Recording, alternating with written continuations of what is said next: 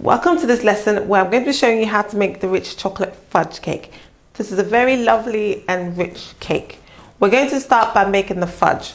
I've already prepared my pan for you to see. I've lined both the base and the sides, and I put a bit of a collar onto the tin just to reduce charring on the top and also to increase the baking time so that I get a good rise on my cake. Now, first things first, we're going to make the fudge. So you find the recipe in downloadable materials and for different pan sizes. In here, in the my stainless steel pot, I'm going to put in my chocolate pellets, my dark chocolate pellets, and my butter or margarine.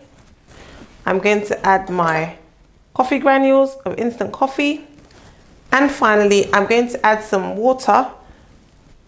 This is just to make sure that the chocolate doesn't burn while the fudge is cooking. So I'm using a hot plate on low heat, and we're going to melt the chocolate with the butter or margarine and with the coffee to get a lovely sauce for our fudge cake. So whilst that is going on there, please be careful when using hot plates and things like that so that you do not burn yourself. And if you're using a stainless steel spoon like I am, be careful so that you do not burn your hands. So now what I'm going to do is I'm going to prepare my dry ingredients into my mixer bowl. So in goes my 2 types of flour. I'm using both plain flour and self-raising flour in this recipe. And then I'm also going to add my cocoa powder. Make sure your cocoa powder is sifted. I'm also going to be adding my bicarbonate of soda.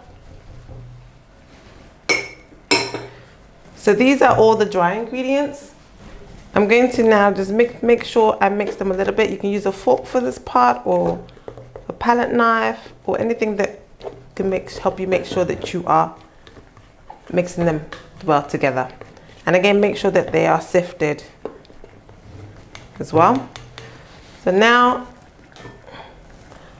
I'm going to stir my sauce just to make sure that it doesn't burn or char at the bottom because of the chocolate. It's still okay. It still hasn't all melted yet. I still have some lumps of butter and lumps of chocolate, so that needs a little while longer. I'm on number 3 on my hot plate. I'm now going to add my caster sugar. Now I'm going to set that aside for a moment while I prepare my wet ingredients. So for my wet ingredients, I've got my eggs and I've got my sour milk and I've got my sunflower oil. I'm just going to stir my fudge sauce for a moment. Yep, now we have our fudge, which is fully melted now, as you can see. So now that our hot fudge sauce is ready, I'm just combining my wet ingredients rather, which are the sour cream, the eggs, and the oil.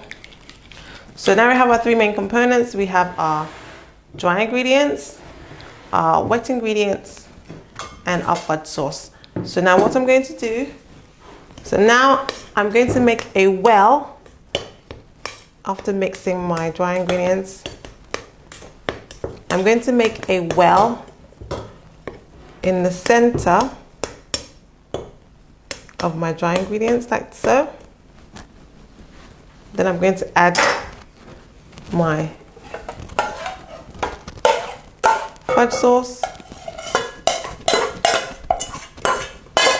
making sure to get every last bit of chocolate. Yum yum. Then I'm going to add my wet ingredients.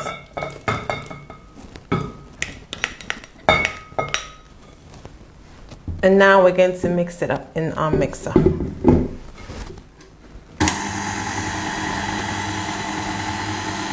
So I'm mixing it up on the first speed.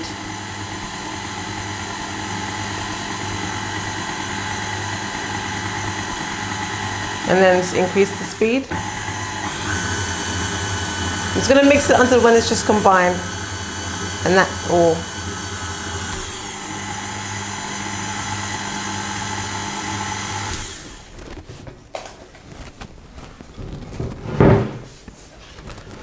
So now I'm going to mix the rest by hand, just to make sure it's combined all the way to the bottom of my bowl.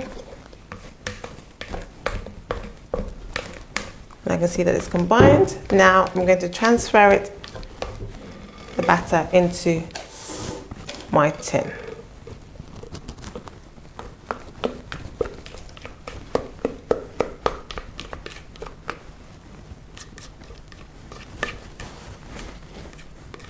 You can see that lovely, thick, fudgy appearance.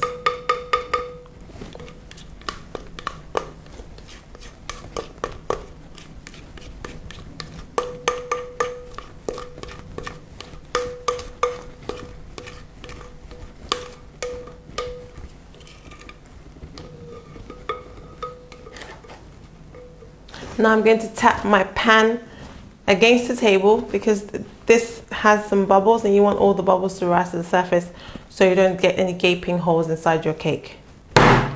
As you can see, there's some bubbles popping to the top. As you can see right there, you can see the bubbles.